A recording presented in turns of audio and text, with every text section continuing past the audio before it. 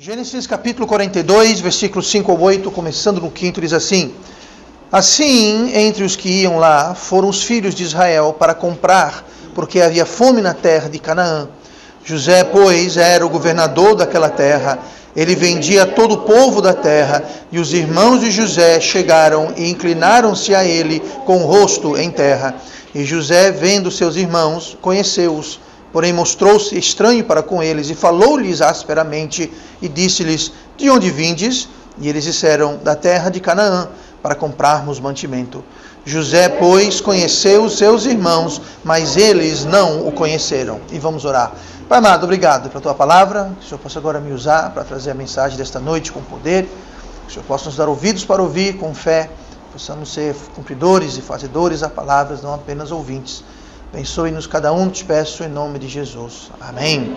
E vamos nos sentar esta noite. Estamos de volta no nosso estudo de Gênesis 42. E em Gênesis 42 nós estamos traçando o tema acertando as contas com o passado. Acertando as contas com o passado. E hoje especificamente nós vamos ver o que nós podemos esperar, o que nós podemos ver, experimentar durante esse acerto de contas. Algumas coisas que Deus vai fazer quando nós somos confrontados com o nosso passado. Existe uma noção que eu mencionei semana passada, que Deus é injusto ou que Deus esquece. Temos uma noção que a gente faz alguma coisa, depois a gente deixa para lá. Muitas vezes a gente realmente até esquece. É possível que a gente realmente esquece. A nossa consciência coloca lá atrás, enterra aquilo que a gente fez lá no nosso subconsciente, e a gente muitas vezes honestamente esquecemos o que fizemos, outras vezes a gente finge que esqueceu e a gente tenta botar aqui embaixo do tapete, mas Deus não esquece. Deus não esquece, Deus é justo, e por ser um Deus justo, Ele faz justiça, e todo ato de injustiça, Ele pede um ato de justiça para compensar.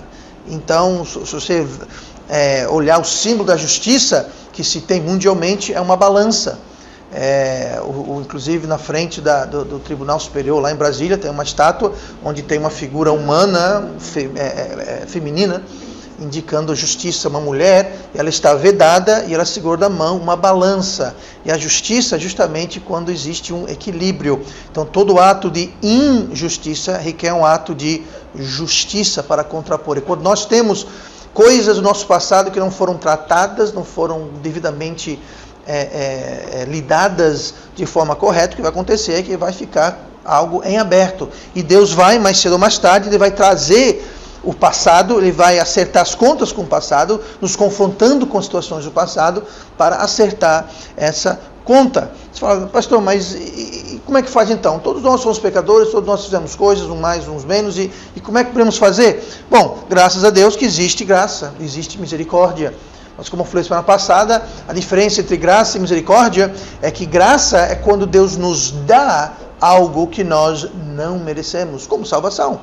Nós não merecemos salvação, nós nunca poderemos merecer salvação, nunca podemos ser bons o bastante para sermos dignos da salvação, então Deus nos dá de graça. Mas mesmo essa justiça teve que ter um ato correspondente, que foi o quê? Foi Cristo na cruz. Cristo pagou nossa injustiça na cruz. Então todo ato de injustiça requer um ato de justiça para balancear. Misericórdia é diferente. Misericórdia é alguma coisa que nós temos que fazer algo a respeito. Ao contrário da graça, que é quando Deus nos dá algo que nós não merecemos, a misericórdia é quando Deus não nos dá aquilo que nós merecemos. Ou seja, os nossos pecados, os nossos erros, nossas falhas, eles ganham para nós, ou seja, o salário dele, a Bíblia fala, o salário do pecado é a morte. Então, o que nós ganhamos com o nosso pecado, nós ganhamos o direito de receber o salário do pecado. Então, nós somos dignos de receber açoites, nós somos dignos de receber o salário do pecado, mas Deus, em sua misericórdia, Ele pode não nos deixar receber isso, ou seja, Ele não permite que recebamos o que de fato merecemos. Ao contrário da graça, é quando Ele nos dá algo que nós não merecemos, por exemplo, a salvação. Então nós temos a questão de misericórdia. Agora a misericórdia, ela tem alguns requerimentos. A misericórdia, ela pede que haja reconhecimento e confissão, e que uma palavra que eu inventei, deixação. Aquele que confessa e deixa, encontrará misericórdia. Então nós temos que confessar e deixar aquilo. Então há um preço. E ao contrário da graça, é que Deus dá para a gente aquilo que nós não podemos merecer por nós mesmos. A salvação é pela graça porque nós não temos como merecer, não tem como nós fazermos o bastante para ser salvo. Agora, misericórdia não. Misericórdia, nós podemos fazer alguma coisa a respeito, e nós devemos fazer alguma coisa a respeito, nós somos capazes de fazer alguma coisa a respeito. Então Deus, Ele condiciona a misericórdia dEle à nossa contração, à nossa cooperação com Ele. Como? Reconhecendo, confessando, deixando.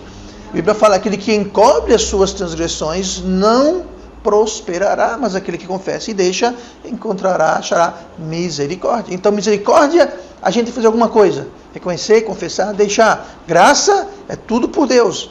Deus, Ele fez tudo e paga o preço e nos dá o que nós não merecemos. Então, essa questão de acertar as contas com o passado é quando nós não tratamos de algum problema. Quando nós não tratamos de uma situação, quando nós não tratamos do pecado, a gente deixa passar, finge que esqueceu, deixa isso para lá, está no passado. Mas nós vamos ter que acertar as contas com o passado, mais cedo ou mais tarde. Por isso que devemos sempre estar tratando do problema a cada dia, toda hora. Nunca deixa nada em aberto, nunca deixa nenhuma ferida aberta, nunca deixa um problema em aberto, porque ele não vai embora. Ele pode se distanciar no tempo, mas vai chegar o dia que Deus vai trazer de volta, como estamos vendo aqui no capítulo 42, que o tema é acertando as contas com o passado. Passaram-se 20 anos depois que os irmãos de José, que haviam saído da narrativa aqui da vida de José até agora, haviam passado 20 anos, mais 22 anos na realidade. Nós vamos ver mais adiante, 2 anos haviam passado da fome, quando chegamos mais ou menos nessa época aqui. E mais os 7 anos da primeira fome, mais os 13 anos que havia, então era mais ou menos 22 anos, mais ou menos, e os irmãos de José voltaram para a história toda aqui, como? Justamente fazendo um acerto de contas. 20 anos demorou, 20 anos passou, aquela nuvem pairando sobre eles, 20 anos passaram, e eles achando que estava no passado, não podia fazer nada a respeito. O Jacó, o pai, não sabia o que aconteceu. Ele entrou na conversa que foi uma fera que devorou e estraçalhou, despedaçou o filho dele, quando o filho dele foi vendido na realidade. Então, o passado sempre, Deus vai trazer o passado e vai confrontar o nosso passado para acertar as contas. E algumas das coisas que nós podemos esperar, algumas das coisas que haverão nesse acerto de contas, e nós vamos ver essas coisas hoje, para você poder identificar, para você reconhecer, e 2, para você e eu não ter um gostinho para deixar a coisa em aberto. Para a gente aprender e decidir agora não prosseguir deixando algo em aberto no passado. E nós vamos ver isso agora. Olhe comigo no versículo 5.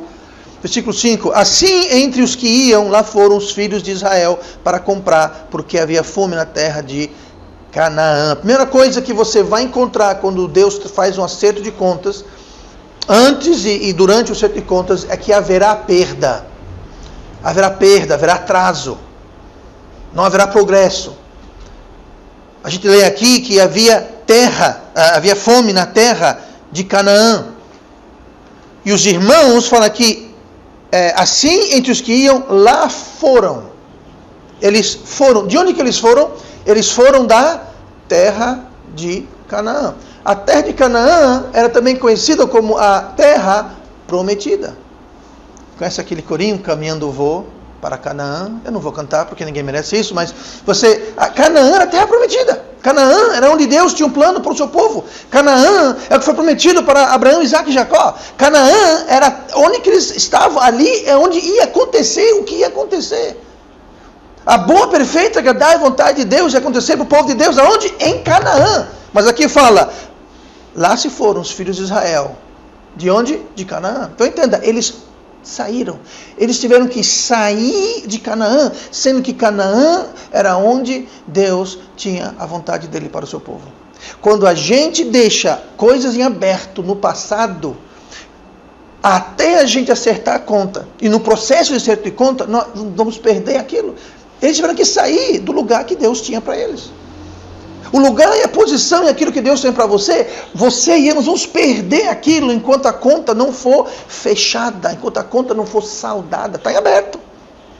Em vez de estarem progredindo em Canaã, eles tiveram que sair de Canaã para o Egito. Se você vê na Bíblia, o Egito sempre representa o mundo. Eles saíram da terra prometida Canaã e foram para o Egito. Então entenda, quando a gente deixa a conta em aberto, nós vamos ter que deixar a nossa terra prometida. O plano de Deus para eles e suas famílias, seus dependentes, estava todo baseado na terra prometida, na terra de Canaã, mas eles tiveram que sair. Por quê? Tinham que prestar contas com o passado. E sempre haverá perda, sempre haverá atraso quando a gente deixa essas contas em aberto. Então a melhor coisa que a gente faz é o quê? É acertar as contas. Como? Aquele que encobre as suas transgressões não prosperará. Tem que sair de Canaã. Eles não acertaram as contas. 20 anos passaram. E as contas estavam em abertos. Então, a gente viu semana passada que os irmãos de José estavam com consciência pesada. Quando eles foram acusados e foram trazidos diante de José, eles disseram um para o outro, sabe por que está acontecendo isso? Foi porque nós vimos a angústia do nosso irmão, quando ele suplicava e pedia por sua vida, e nós não ouvimos. É por isso que essas coisas estão acontecendo com a gente. Veja bem, assim que a barra pesou para eles, imediatamente eles souberam por que era. Imediatamente Deus colocou no coração deles, eu não vou dizer que Ele colocou, mas trouxe à mente, porque já viu aqueles desenhos que a pessoa está andando, tem uma nuvem que acompanha aquela pessoa. Eles passaram 20 anos com aquela nuvem. Eles tentaram matar o irmão, venderam-no, aí mentiram para o pai, quebraram o coração do pai, porque o caçula dele morreu, não morreu, mas para o pai ele morreu. Para Jacó, José havia sido morto. Então eles passaram 20 anos com aquele peso, aquilo comendo, mastigando. Ou se não, eles empurrando aquilo para o fundo do baú, para não se lembrar. Mas quando a coisa pegou, quando a barra pesou, eles lembraram exatamente do que se tratava. E apesar de Jacó, o pai dele não estava sabendo, eles sabiam e Deus sabia. Deus sabia e Deus não esquece. 20 anos passaram-se. Tem gente aqui que não tem nem 20 anos. Algum de nós não tem 20 anos. 20 anos, gente. Eu estou em Maceió há 11 anos. 20 anos é muito tempo. Pois é, agora, passaram-se 22 anos aqui, mais ou menos. 21 a 22 anos. E Deus chamou eles para prestar contas. Passa 2, 3, 4 anos, você pensa, escapei. Escapou não. Você e eu, nós vamos prestar contas do passado. Pode ser 1, 2, 3, 4, 5, 6, 7, 8, 20, 30, 50 anos. Haverá um acerto de contas. Ai, por isso o que eu faço? Aquele que encobre a transgressão não prosperará, o que confessa e deixa. Confessar. Você tem que tratar do assunto. Confessar para Deus, você tem que deixar aquilo. Uma pessoa, como deixar? Aconteceu faz tempo, você tem que voltar lá atrás e dentro do possível, resolver a questão com aquela pessoa. Mas aquela pessoa morreu, se mudou, e agora? Bom, então agora a ferida não tem como fechar. Existem situações que a gente se coloca que nós não podemos remediar. Eu conheço, há tempo que eu não vejo essa pessoa, mas essa pessoa frequentou aqui na igreja, sei lá, uns 8, 9 anos atrás, faz tempo. Essa pessoa havia tido uma briga feia com a mãe, e as duas estavam sem falar, aí a mãe morreu. Essa pessoa ficou tão transtornada com o fato que ela não poderia reatar, consertar, e eu não sei se eu não lembro ou se eu nunca soube dos detalhes, mas não vem ao caso. Essa pessoa passou a ter problemas diagnosticados como problema mental, mas na realidade eram problemas espirituais, e começou a tomar remédios fortíssimos, e eu não sei, ela estava com problemas muito, muito sérios. Por causa de quê? Aquela pessoa não podia voltar e consertar, porque a pessoa que estava a ferida aberta não está mais entre nós. Como é que vai fazer agora? A Bíblia fala, buscai ao Senhor enquanto pode ser achado. Ou seja, tem coisas que vai chegar uma hora que não vai ter mais conserto. Tem coisas que nós... Um exemplo aqui, eu não. Deixa eu ver aqui, o Neto, pronto. O Neto sai, enche a cara, pega um carro para dirigir, atropela alguém. Você pode pedir desculpa, me perdoe para os pais daquela pessoa o resto da vida. Vai fazer o quê? Você pode, não, eu vou trabalhar, eu vou pagar um X todo mês pro resto da minha vida. Você pode dizer o que você quiser, mas aquela vida, aquele pai, ou aquele filho, ou aquela mãe, ou quem seja, você nunca vai poder consertar aquilo, gente. Existem coisas que não tem como consertar.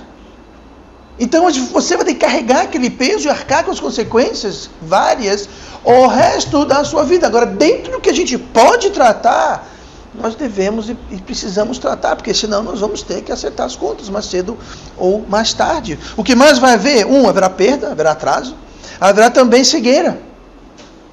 Enquanto a gente não acerta o passado, haverá cegueira. O versículo 6, José, pois, era o governador daquela terra. Ele vendia a todo o povo da terra. E os irmãos de José chegaram e inclinaram-se a ele com o rosto em terra. Reconheceram ele? Não, o versículo 8 fala assim, José, pois, conheceu os seus irmãos, mas eles não o conheceram. Versículo 8. José reconheceu eles, mas eles não reconheceram José. Por quê? Havia uma cegueira, não física, mas eles não estavam enxergando. Quando a gente está com as contas em aberto com o passado, e pode demorar mais ou menos, aqui demorou mais de 20 anos, até que Deus acerte as contas, haverá uma teimosia, uma rebelião, e quanto mais teimosia, mais rebelião, maior vai ser a cegueira. Se eles tivessem enxergado quem era aquele governador ali, eles teriam resolvido a questão muito mais rápido, mas eles não enxergaram. Muitas vezes, a nossa rebelião, a teimosia em não acertar o passado, deixar a conta lá embaixo do tapete quietinha, fingindo que ninguém sabe, mas Deus sabe. E quando a gente teima aquilo cerra os nossos olhos. A gente não consegue enxergar as coisas que Deus está fazendo em nossa vida, para tentar trazer a gente de volta. E Deus vem e Deus dá uma lapada e a gente fala, é coincidência, é uma fatalidade, é azar, é a crise, isso, mas a gente não enxerga que ali na frente deles era o irmão deles. O irmão deles, aqueles com que eles tinham que acertar as contas, aquele que eles tinham mentido e vendido e traído, aquele mesmo irmão estava lá na frente deles. E eles não enxergavam, eles não reconheceram, eles estavam cegos. E muitas vezes Deus traz circunstâncias em nossas vidas, pelas coisas que nós fazemos, e nós estamos cegos. E enxergar que ali é Deus trabalhando, é Deus operando, é Deus tentando moldar a situação para nos levar a um arrependimento, nos levar a encarar o passado, e a gente estamos completamente cegos, aquilo passa batido. Atribui aquilo a, como eu disse, azar, circunstância, eu estava no lugar errado, foi ruim, afinal a crise, coincidência. Eu não acredito em coincidência, eu acredito num Deus que reina e controla todas as coisas. Então haverá cegueira, entenda isso. Vamos abrir os olhos, porque às vezes está bem na nossa frente, Deus está gritando para a gente e nós estamos assim, tapando o ouvido, tapando o olho. E quanto mais a rebeldia, mais tempo demorar. Eu me pergunto, será que essa foi a primeira, eu não posso responder essa pergunta, mas eu me pergunto, será que essa foi a primeira vez, depois de 21, 22 anos, foi a primeira vez que Deus trouxe isso? Ou Deus já vinha trabalhando na vida desses 10 irmãos dele, e eles totalmente alheios e aéreos ao que Deus queria fazer? E Deus precisou chegar a esse ponto, Deus precisou chegar a esse extremo de trazer uma fome para a terra, para forçá-los a encarar e confrontar o seu passado. Olhe comigo no versículo 7. Haverá perda e atraso, enquanto a gente não encara e conserta e acerta as contas com o passado, podemos esperar isso. Haverá cegueira, haverá também consequências desagradáveis. Consequências desagradáveis. Versículo 7 fala assim: E José, vendo seus irmãos, conheceu-os, porém mostrou-se estranho para com eles e falou-lhes asperamente. Veja só, se não bastasse a fome que havia na terra, fome na terra é o seguinte: não tinha comida no supermercado, não tinha comida na pizzaria, não tinha comida no passaporte, não tinha comida no restaurante, não tinha comida, gente. Geladeira vazia, não chovia, não tinha plantio de nada. Se não bastasse isso, se não bastasse eles terem que deixar a terra de Canaã, que era a terra prometida para eles, era o lar deles, deixaram suas famílias, deixaram tudo. Se não bastasse a longa e perigosa viagem que fizeram até o Egito, uma terra estranha, teriam que passar por coisas bastante desagradáveis lá. Chegando lá, devido à cegueira, os irmãos de José não o reconheceram, mas ele reconheceu, nós vemos agora, vendo-os, José conheceu-os. Mas aí José, quando viu que eram eles, os tratou mal, com distância, com rispidez, e os colocou na cadeia. Não foi só que ele se distanciou deles e depois falou com rispidez e aqui fala asperamente com eles. No versículo 17, a gente lê assim: pô-los juntos em prisão 3 dias, prendeu tudinho. Disseram, não, vocês são espiões. Eles eram os espiões? Não, mas vocês são espiões? Não, Senhor, nós não somos espiões. Nós somos todos irmãos, filhos de um só pai.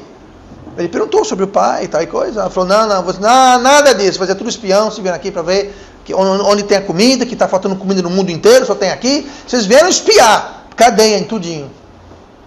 Legal, né? A gente estava com fome, nossas famílias com fome, tivemos que sair da terra prometida, viajamos esse tempo todo, aqui o governador nos trata mal, nos acusa falsamente de sermos espiões e agora estamos presos. Aí eles disseram assim, sabe o que está acontecendo isso com a gente? É porque a gente fez aquilo com José. Lembra que ele pedia, implorava pela vida e nós não demos ouvidos a ele? Pois é, por isso que essas coisas estão acontecendo com a gente. Então, enquanto não acertava, Deus estava apertando e apertando e apertando e apertando. Foram para a cadeia. Inocentemente, eles não eram espiões. Inocentemente. Versículo 9. Então José lembrou-se dos sonhos que havia tido deles e disse-lhes, vós sois espias, viestes para ver a nudez da terra. E eles disseram, não, Senhor meu, mas teus servos vieram comprar mantimento. Que injustiça. Oh, que injustiça terrível, não é?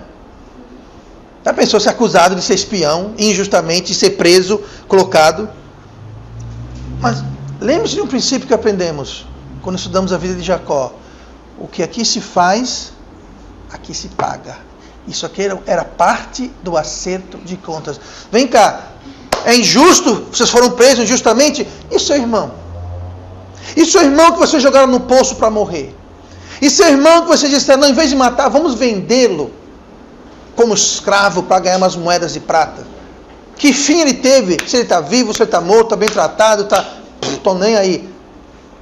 Isso é justo? Não, pois bem, o que você faz aqui você paga. Lembra de Jacó? Jacó enganou, enrolou o irmão, enganou o pai. O sogro fez o que com ele? A mesma coisa que ele fez com o pai e com o irmão dele. O que aqui se faz, aqui se paga. Eles estão enfrentando, sendo confrontados com o passado. Para tratar daquilo que está em aberto, que nunca trataram. E foram então confrontados com a injustiça, tal qual cometeram injustiça com o seu irmão José. Outra coisa, vamos para o versículo 19. Haverá uma conta para ser paga. Para a gente acertar o passado, alguém vai ter que pagar uma conta. Lembra que eu falei? Todo ato de injustiça requer um ato de justiça? Pois bem, 19, versículo 19. Se sois homens de retidão, isso que é José falando, que fique um de vossos irmãos preso na casa da vossa prisão, e vós ide, levai mantimento para a fome de vossa casa. Haverá conta a ser paga. E dos 10 irmãos, um ficou. Quem ficou foi Simeão. Versículo 24. E retirou-se deles e chorou. Depois tornou eles e falou-lhes. E tomou Simeão dentre deles e amarrou-o perante os seus olhos. Um dos 10 irmãos era Simeão. Simeão foi tomado, foi amarrado, foi deixado na prisão e falou, vocês 9, vocês vão para casa, leve comida para suas famílias. Agora, se vocês são pessoas honestas, vocês vão trazer aqui Benjamim, o caçula. Esse é o mesmo Benjamim, o caçula, que o pai Jacó falou, vocês vão, mas o caçula fica. Porque da última vez que vocês foram embora com o meu caçula, José não voltou mais. Lembra que nós lemos semana passada da desconfiança que ele tinha dos filhos? Falou, não vou deixar, se porventura aconteça algum desastre, mais uma vez. Eu lembro outra vez que vocês levaram o meu caçula e sumiram com ele. Pois esse caçula fica. Pois José falou, votem vocês, agora Simeão fica. E ele só vai ser solto quando vocês trouxerem aqui, adivinha quem? O caçula. Isso é uma outra história para um outro dia. Mas um deles ficou preso. Um ficou preso pelo erro de todos. Não foi só Simeão que errou, não. Todos eles estavam envolvidos na venda e no maltrato, no abandono de José. Mas só Simeão que ficou. Nossa, parecido com Cristo, né? Cristo foi para a cruz para pagar o nosso pecado. Agora a diferença aqui, é claro, é que Cristo não pecou. Cristo foi para a cruz inocente. Por isso que trata de graça. Mas misericórdia tem um preço a ser pago. E quem pagou esse preço, sabe quem foi? Simeão ficou preso para pagar por todos. Muitas vezes, são pessoas inocentes que acabam pagando o preço pelo acerto do nosso passado. Mais uma vez, não é o caso de Simeão. Simeão era tão culpado quanto eles. Mas muitas vezes, quem acaba pagando o pato, se eu puder usar a expressão popular, quem acaba pagando o pato pelos nossos erros, são pessoas inocentes. Quantos filhos não pagam o preço do erro dos pais? Quantos casais pecam e se separam e quem paga, quem sofre são as crianças de lares divididos? Quantos pais ou mães que abandonam o lar e quem paga são os filhos ou o cônjuge inocente? Pastor, isso não é justo. O pecado não é justo, o diabo não é justo. Acorde. Quando a gente se mete com o pecado, não espere justiça do diabo. Ele é mentiroso, ele é enganador, ele não é justo. Deus é justo, mas o diabo não é justo. Ele não joga limpo, ele joga sujo. Então haverá um preço, e muitas vezes... E outra coisa, muitas vezes, quando outra pessoa paga o preço que nós devemos pagar, quando essa conta recai sobre outra pessoa, dói mais na gente. Muitas vezes eu preferia que essa consequência, esse preço, caísse sobre mim, não sobre meu filho, não sobre minha filha, não sobre meu pai, minha mãe, não sobre o inocente. E você precisa vivenciar, testemunhar outra pessoa pagando pelo seu erro. Para muitos, problema dele. Mas para a maioria, aquilo, é uma facada. Ter o inocente, observar o inocente, testemunhar o inocente, pagando pelos seus erros. E os meus erros. Mas a conta muitas vezes é paga e dói mais quando são parentes, amigos, filhos que estão cobrindo ou dividindo as consequências, quando o peso deve recair sobre nós. Olha comigo no versículo 25. O que podemos esperar? Enquanto acertamos as contas, e durante o acerto de contas haverá perda e atraso, até a gente tratar do assunto, haverá cegueira, nós não vamos enxergar muitas vezes o que Deus quer fazer, a gente fica dando desculpa, justificativa, que é isso, aquilo outro. Haverá consequências, coisas desagradáveis, coisas injustas acontecendo na vida da gente. Haverá contas a serem pagas, a serem saudadas, e muitas vezes por pessoas que não têm nada a ver com a história. E versículo 25, traz um pouquinho de misericórdia. E ordenou José que enchessem os seus sacos de trigo, e que lhes restituíssem o seu dinheiro a cada um no seu saco, e lhes dessem comida para o caminho, e fizeram-lhes assim. Mesmo durante o acerto, mesmo durante esse momento que Deus vai apertando, vai apertando, vai apertando, quando se trata dos filhos de Deus, Deus nunca nos abandona. Amém. Se você olhar aqui, você vai ver que José fez várias coisas. Ele mandou encher os sacos de trigo, tudo bem, vieram comprar o trigo, eles pagaram pelo trigo, né, porque Faraó não era bobinho, e José não era bobinho, não estavam dando trigo assim, eles estavam vendendo trigo, na falta. Então ele falou, enche os seus sacos de trigo, e lhes restitui o seu dinheiro. Ou seja, chegou lá, comprei, está aqui o dinheiro, me deu o trigo. José falou, na baixa, vai lá e coloca o dinheiro que eles pagaram de volta. Ou seja, ele estava levando o trigo de graça.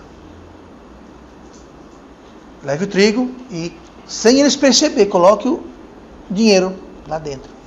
E fez mais. E lhes dessem comida para o caminho. Ele colocou a comida para a viagem. Gente, não é que eles foram daqui para o mercado, não. Eram dias de viagem. Então, eles levaram alimento de graça, porque o dinheiro foi devolvido, e ainda deram dinheiro, mantimento, comida, para a viagem. José, aquele que foi traído e vendido e odiado pelos irmãos, que reconheceu os irmãos, ainda não havia se revelado aos irmãos, ele estava cuidando, suprindo as necessidades e devolvendo o dinheiro, falando, isso aqui eu vou dar para vocês. Mesmo José tendo falado asperamente, mesmo tratando mal, mesmo acusando eles falsamente, mesmo prendendo eles, mesmo mantendo Simeão preso, mesmo assim ele forneceu alimento, devolveu o dinheiro e deu comida para o caminho. Abram suas Bíblias rapidinho para Jeremias 30, e versículo 11. Tem um versículo muito interessante, especialmente nesse assunto aqui. Jeremias 30 e versículo 11. Diz assim, Deus falando, porque eu sou contigo, diz o Senhor, para te salvar. Porquanto darei fim a todas as nações entre as quais te espalhei. A ti, porém, não darei fim, mas castigar-te-ei com medida, e de todo não te terei por inocente. Deus falou assim, olha, eu vou estar com você e eu vou te salvar. Os povos que querem lhe destruir, entre os quais eu espalhei, eu vou destruir eles. Eu não vou destruir vocês, eu vou destruir eles. Eu vou proteger vocês deles, mas antes que você fique muito alegre, muito contente, antes que você pense que se safou, se escapou e achando que eu esqueci, mas castigar-te-ei. Deus falou, eu vou te proteger, mas eu vou te pegar. Castigar-te-ei com medida, e de todo não te terei por inocente. Ele falou, eu não vou tratar você como inocente, não. Eu vou cuidar de vocês, eu vou proteger vocês. Eu vou tirar esse povo que quer te destruir, mas eu vou lhe pegar. Eu vou lhe castigar.